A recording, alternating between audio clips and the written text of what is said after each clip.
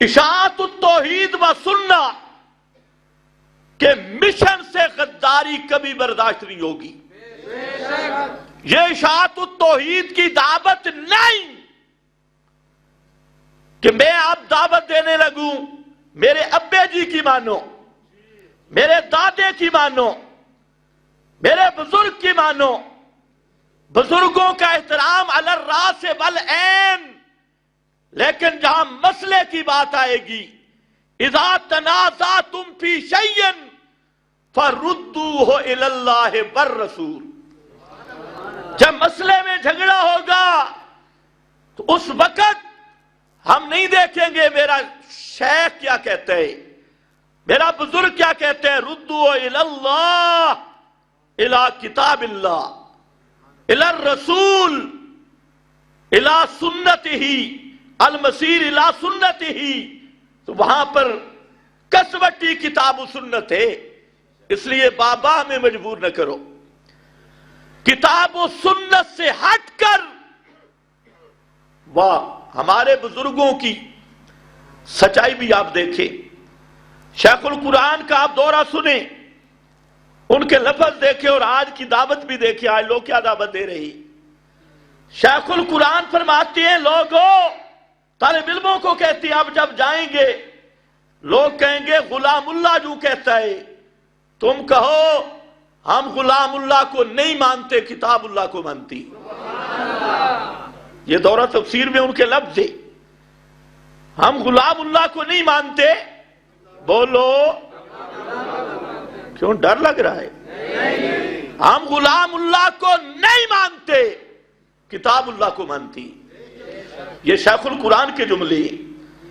اور سید عنایت اللہ شاہ بخاری رحمت اللہ تعالی علیہ، ان کے سامنے سارے مولوی جمع تھے اور کہنے لگے حضرت شاہ جی اگر ہم آپ کی بات مانیں تو سارے اکابر سے ہم الگ ہو جائیں گے، بزرگ ہم سے چھوٹ جائیں گے.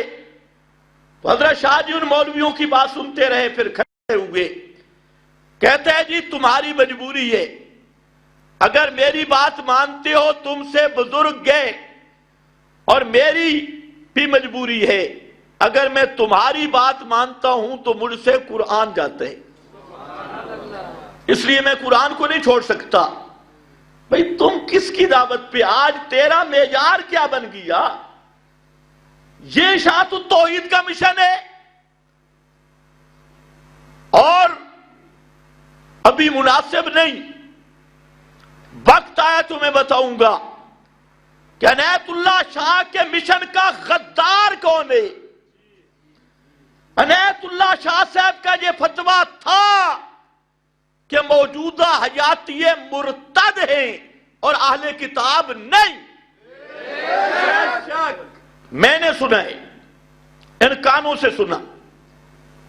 ہاں پوری بات کرتے ہیں. سید عنایت اللہ شاہ سے بخاری رحمت اللہ علیہ وہ کہتے ہیں یہ جو رضا خانی طبقہ ہے یہ تو اسلام پہ آئی نہیں، یہ جدی پشتی چلے آ رہے ہیں، نیوٹرل گروہ، اور یہ جو ہیں للڑ یہ اسلام سمجھ کے پھرے ہیں، اس لیے یہ مرتد ہیں، مرتد، اور ان کا ذبیحہ کھانا حلال نہیں.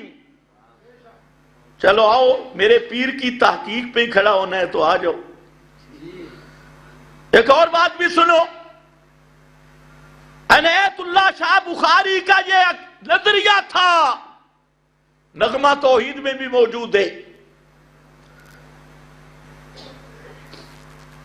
وقت بھی ختم. یہ نظریہ تھا کہ جو صلاۃ و سلام عند القبر کا قائل ہے وہ آدمی ابو جہل کی طرح مشرک ہے. عند القبر سما صلاۃ و سلام کا جو سننے کا قائل ہے وہ ابو جہل کی طرح مشرک ہے. میں نے خود حضرت شاہ صاحب سے پوچھا اور میرے ساتھ دوسرے علماء بھی تھے. ایک عالم نے کہا کہ حضرت شاہ جی ہماری مسجد کا امام باقی کوئی شرک نہیں کرتا، کچھ بھی نہیں کرتا، صرف کہتے ہیں کہ نبی پاک علیہ السلام ادھر جاؤ تو روزے پہ سلام سنتے ہیں، تو وہ کون ہے؟ فرمایا پکا مشرک ہے، اس کے پیچھے کوئی نماز نہیں۔ تو اب بزرگوں کی تحقیق پہ اعتماد ذرا